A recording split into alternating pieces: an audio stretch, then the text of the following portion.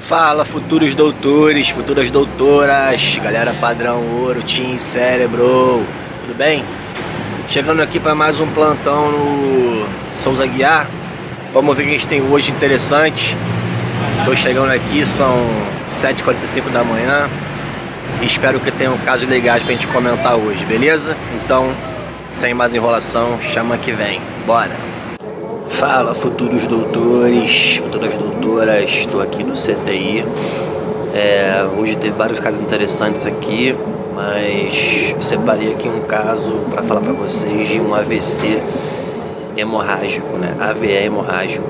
Vou mostrar a tomografia antes, depois, vou mostrar a conduta e a evolução clínica do paciente com anamnese e a parte laboratorial.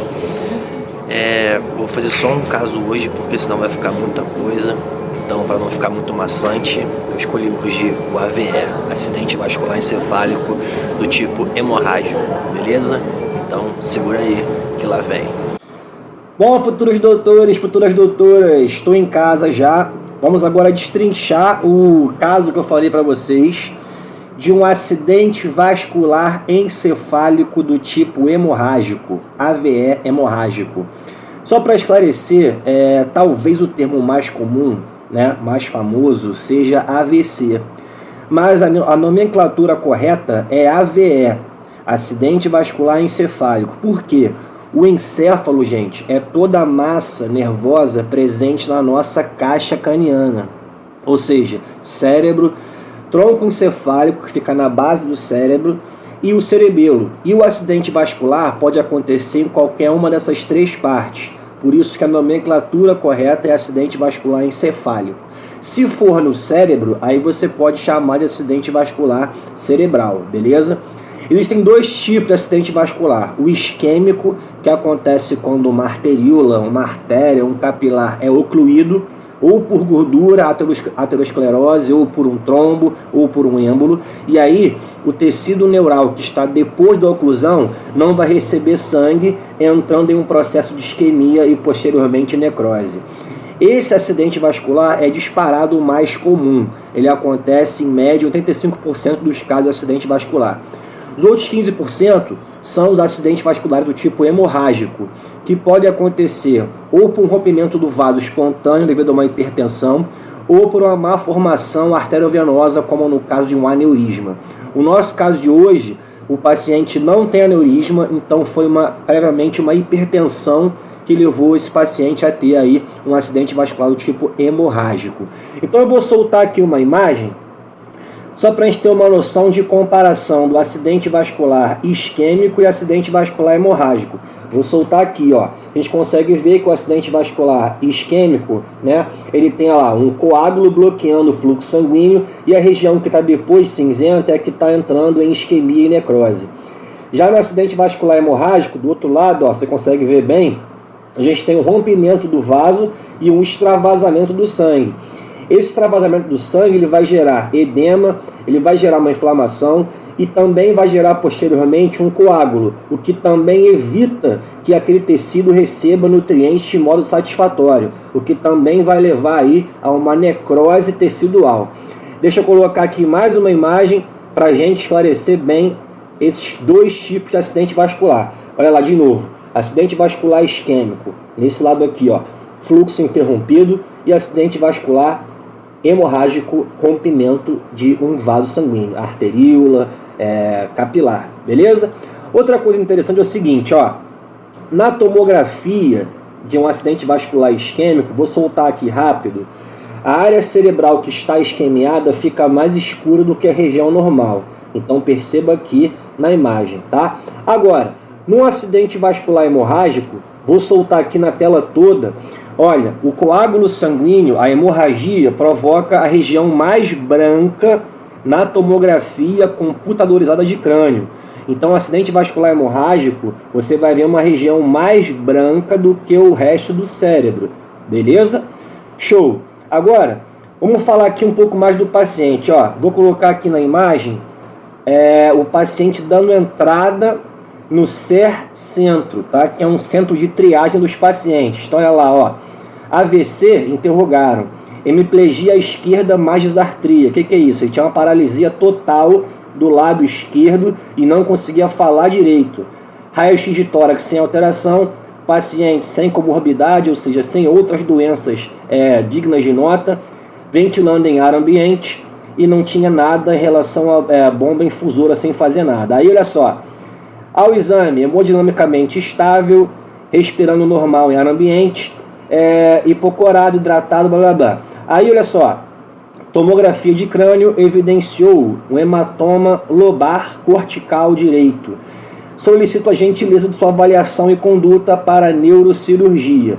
Olha aqui, pessoal, vem comigo. Hematoma lobar cortical direito é justamente nessa região aqui. Aí você pode perguntar, mas por que a paralisia é do lado esquerdo? Porque as fibras nervosas, tá, motoras, elas se originam nessa região aqui, tá, no córtex motor, e elas vão descendo e aí cruzam numa região chamada decussação das pirâmides para o outro lado do nosso corpo. Tá? 85% das fibras cruzam para o outro lado. Por isso que a paralisia é à esquerda e o acidente vascular é do lado direito. Agora aqui, ó, o parecer da neurocirurgia. Eu vou jogar aqui no dia 9/1. Vamos lá. Paciente evoluindo com piora de nível de consciência, isso é ruim, tá? Sinal que teve um dano e está piorando. Com sonolência, anisocoria, anisocórico, pupila direita maior que a esquerda. Anisocoria é quando você tem uma pupila maior que a outra, tá? No caso, a direita é maior que a esquerda. Isso evidenciando aí uma lesão cerebral, tá? Na TC de crânio, evidencia volumoso hematoma intraparenquimatoso dentro do tecido cerebral, tá? Temporo parietal direito. Então foi nessa região aqui, beleza?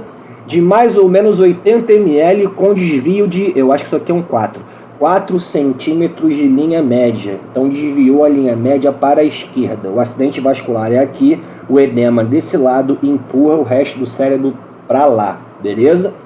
Show! Solicito solução osmótica de urgência para a drenagem. Então o paciente vai recebeu aqui uma solução hipertônica para puxar, tá, esse líquido que extravasou dos vasos sanguíneos. Agora, o exame do paciente de hoje. Eu vou focar aqui nas partes mais importantes. Quem quiser ler tudo, dá uma pausa no vídeo aí e vai lendo passo a passo. Olha só, paciente, 68 anos, dias de Souza Aguiar, 10 dias, CTI, 6 dias. Diagnóstico, olha lá, ó, acidente vascular hemorrágico, temporo parietal direito. Dia 7 pós-operatório de drenagem de hematoma. Então a neurocirurgia atuou, fez um procedimento para drenar o hematoma e reduzir assim o edema cerebral e os danos posteriores ao acidente vascular hemorrágico. Beleza?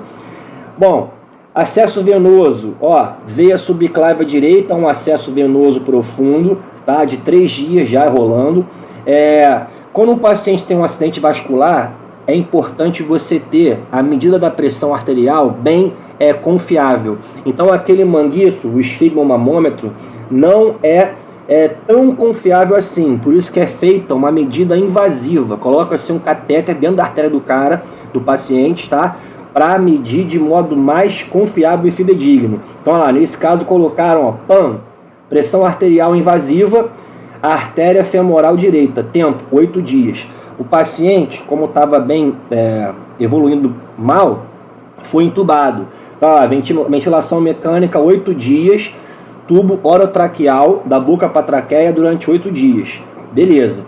Tá fazendo antibiótico, ó, 7 dias, cefazolina. Por quê? Tem que fazer antibiótico? Porque como o paciente fez uma operação craniana, existe a possibilidade de acontecer uma infecção, principalmente por germes de pele, onde a maioria são gram-positivos. E esse antibiótico aqui é uma cefalosporina de primeira geração, cefalosporina, e ela pega gram-positivo, tá? Ela mata.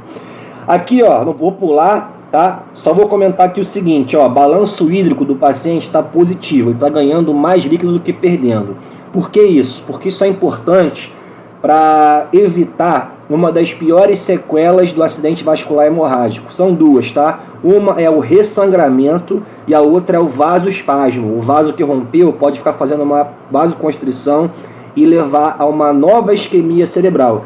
Para evitar o vasoespasmo, pode-se fazer uma hipervolemia aqui, mas não pode exagerar, tá? Senão encharca o paciente. O que ele está recebendo aí de fármaco via bomba infusora? 3, midazolam, que é um sedativo, é importante para evitar convulsões e reduzir até o próprio consumo de oxigênio cerebral, tá? Fentanil, que é um analgésico que também ajuda um pouco na sedação, tá? Nipride, que é um vasodilatador. Provavelmente a pressão dele disparou e aí entraram com esse vasodilatador aqui para poder controlar a pressão do paciente. Um detalhe é o seguinte: quando o paciente tem acidente vascular, seja hemorrágico ou isquêmico, não pode deixar a pressão cair muito. Então você vai encontrar um paciente com pressão às vezes 170, 180, você fica, caraca, tá alta. Não, tem que deixar alta mesmo, tá? Por quê? Quando tem um edema cerebral, a pressão intracraniana aumenta. E aí, para o sangue que vem da carótida conseguir entrar, a pressão arterial sistólica, principalmente da sístole ventricular esquerda, tem que estar alta. Então, se você baixar demais a pressão, você vai piorar o fluxo cerebral, tá? Por isso tem que estar alta, beleza. Aqui, parâmetros ventilatórios do ventilador mecânico, nem vou me entreter nisso aqui não, porque senão a gente vai perder muito tempo. Vamos pular agora para o exame físico do paciente. Eu vou chamar atenção para os pontos mais importantes. Se você quiser ler o resto, você dá um pause aí, tá? E depois pode perguntar aí nos comentários, sem problema.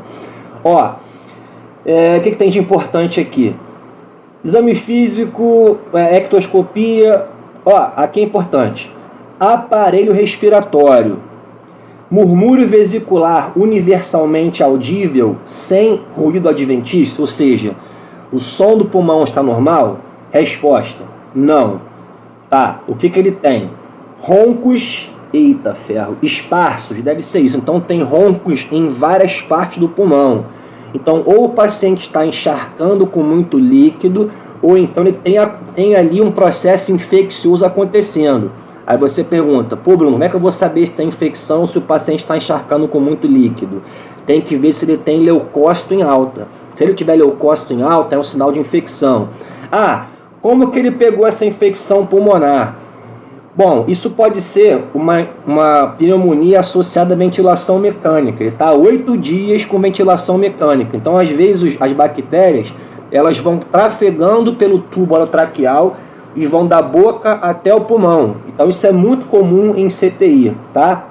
Fora isso, neurológico. RAIS, o que é RAIS? RAIS e Ramsay são escalas de sedação. Se você quiser saber os parâmetros, joga no Google aí que tem. RAIS -5, tá sedadaço, tá no máximo, tá apagadão. Você viu lá, né? Midazolam e fentanil, então tá bem sedado. Beleza, agora aqui estão as condutas, Conduta: reduzir hidratação venosa, e estava encharcado, você viu, para também ajudar a limpar esse pulmão, beleza? E realmente ver se é uma infecção. Faço furosemida, então além de abaixar a hidratação venosa com soro, vai fazer furosemida, que é um diurético, tá? Beleza. Ver escórias, creatinina e ureia. Ele tinha aumento de creatinina e ureia, isso é um sinal que o rim dele está pedindo arrego. Olha lá, olha aqui, leucocitose com desvio. Então ele teve aumento dos leucócitos, glóbulos brancos, sinal de infecção, tá? Suspender sedação. Para quê? Para poder avaliar o paciente em termos neurológicos, para ver como é que está a sequela desse acidente vascular. Se o paciente ficar sedadão, não tem como saber se ele tem alguma disfunção da parte neural. Então tem que reduzir a sedação para poder chegar lá, a neurologia, e fazer ali o exame neurológico do paciente, tá? Que é isso aqui? Ih, não consegui entender isso aqui não, gente. Às vezes o negócio é doido. Bom, vamos seguir. Então, eu vou mostrar agora a parte laboratorial do paciente. E novamente vou evidenciar aqui as coisas mais importantes para nós. Então olha lá, hemoglobina 9, tá normal no CTI. Hematócrito veio baixando, e ficou em 28. Dá para aturar no CTI. Olha aqui, leucócito 18.700, sinal de infecção. Então olha lá, aquele quadro no pulmão pode ser uma pneumonia associada à ventilação mecânica, tá? Beleza. Descendo aqui, glicose 179. Não é bom deixar a glicose muito alta num paciente que tem acidente vascular. Por quê? Porque piora a evolução do paciente. Então tem que fazer nesse paciente insulina. Descendo, vou chamar a atenção para o sódio. O sódio dele disparou, tá 172. Por quê? Inicialmente ele fez a solução fisiológica hipertônica para drenar o hematoma cerebral. Aí o sódio disparou. Então agora vamos fazer uma solução hipotônica para conseguir baixar o sódio dele, tá? Esse sódio alto, ele pode também danificar, levar a convulsão, então tem que corrigir rapidamente. Quer dizer, não tão rápido assim, mas tem que corrigir. Fora isso, tudo normal. Vamos seguir agora para mostrar para vocês a prescrição de hoje do paciente. Quais fármacos o paciente está tomando. Soro fisiológico não está mais 0,9, tá? O 0,9 é mais ou menos isotônico, mas ele agora está 0,45, hipotônico. Para quê? Para baixar o sódio, tá? Cefazolina é aquele antibiótico que ele estava tomando, é bem capaz de trocar, tá? Devido a esse quadro no pulmão. Omeprazol é para evitar úlceras que acontecem muito em pacientes de CTI, úlcera estomacal, duodenal, chamada úlcera de estresse, úlcera de Cushing. Bromoprida é um antiemético. Êmese quer dizer vômito, então é um fármaco antivômito. Por quê? Paciente de CTI, todos tomam bromoprida praticamente, a não ser o paciente está acordadão. Porque o paciente que está sedado, ele pode regurgitar e aspirar o conteúdo estomacal e parar no pulmão. Então isso vai levar a pneumonia por aspiração e tem um desfecho ruim. Midazolam, sedativo. Fentanil, analgésico forte. Feniltonina, anticonvulsivante. Então foi feito para ele um anticonvulsivante como prevenção, porque a convulsão aumenta o consumo cerebral de oxigênio e piora os danos pós-AVC, tá? AVE. Amlodipino. Isso aqui é um bloqueador de canal de cálcio. O amlodipino é importante para evitar o pior desfecho de um acidente vascular hemorrágico, que é o vasoespasmo, tá? Então isso aqui é para evitar o vasoespasmo, que piora a condição do paciente ainda depois do AVC. AVE geralmente acontece depois de uma semana, de 7 a 14 dias, tá? Hidralazina, vasodilatador. Dipirona SOS. Caso o paciente tenha dor, depois que você tirar a sedação e o paciente reclame de dor, mesmo com fentanil, você pode associar a dipirona, que é um analgésico fraco, tá? Olha lá, ó, insulina regular, para poder controlar a glicose dele. Perdão. E se a glicose abaixar demais, se ficar menor que 70, faz-se glicose também para o paciente. Verificar os sinais vitais de 4 em 4 horas para poder saber como é que o paciente está em termos de temperatura, se tem febre, como é que está a pressão, frequência cardíaca e respiratória, tá? Cabeceira elevada a 45 graus. O paciente não pode deitar horizontal, tem que ficar sempre assim. Por quê? Para evitar a aspiração do conteúdo estomacal e evitar assim a pneumonia por aspiração, tá? Ó, paciente em CTI tem muita chance de ter pneumonia por aspiração ou associada à ventilação mecânica, como eu falei aqui anteriormente. E o Niprid é um vasodilatador para controlar a pressão do paciente, beleza? Show de bola. Lembrando que não pode ficar muito baixa, tá? Só um detalhe, deixa eu voltar aqui para ver um negócio, para mostrar para vocês aqui o seguinte, ó. A pressão do paciente, olha lá, ó, na hora do exame físico de hoje, estava 166 por 87, então você vê que ela está mantida num parâmetro alto. Isso é importante para poder perfundir o cérebro, beleza? Agora eu vou soltar aqui na imagem a tomografia da chegada do paciente, ó. Quando o paciente chegou, vamos subindo aqui na tomografia, vamos subindo, hein? Vamos subindo, tá? Vai aparecer agora o que, ó? Eu estou mostrando o cerebelo, agora eu vou mostrar a arcada dentária, nesse nível aqui, tá? Na maxila. Vamos subindo. Vou mostrar o septo nasal. Você vê que tem um desvio de septo ali, ó. Beleza? Vamos subindo. Estou mostrando o seio maxilar.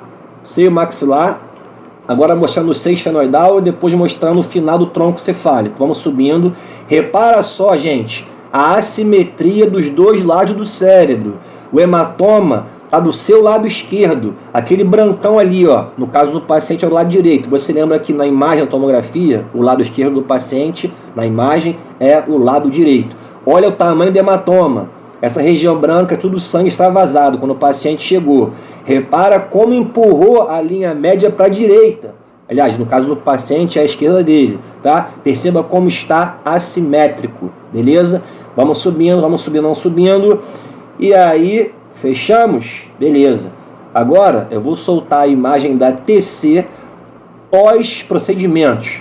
Esse tubo aí, ó, é o tubo orotraqueal, da intubação, tá? Tá na boca do paciente. Isso aqui já é após a drenagem do hematoma, as soluções hipertônicas, tá? Eu me enrolei com o mouse ali. Vamos subir. Apareceu aqui, ó, a arcada dentária superior, tá? Maxila. Vamos subindo, vamos subindo. De novo, septo nasal, tá? Pra gente ter uma noção de altura, beleza? Onde é que nós estamos? No andar da carruagem. Agora repara o seguinte, preste atenção como a simetria dos dois lados do cérebro já voltou, né, mais ao normal. E perceba como o hematoma regrediu, a região branca, tá? Olha aqui, ó. Olha como regrediu esse hematoma. E a tendência é regredir. Você já vê os dois ventrículos laterais do cérebro, os dois ventrículos laterais mais homogêneos, né? Tá melhor que antes, obviamente. E aí esse hematoma já está reduzindo e o paciente agora, depois que tirar a analgesia, vai ser feito com ele uma avaliação neurológica bem detalhada para ver umas possíveis sequelas. Eu espero que ele tenha minimamente possível, beleza? Bom, pessoal, então espero que tenham gostado. Esse foi o nosso vlog de hoje. Se gostou, curte o vídeo aí, se inscreve no canal. Chora agora, ri aprovado. Se não aguenta, não se envolve, chama que vem. Um grande beijo do fundo do ventrículo esquerdo. Nos vemos nos plantões por aí. Tchau.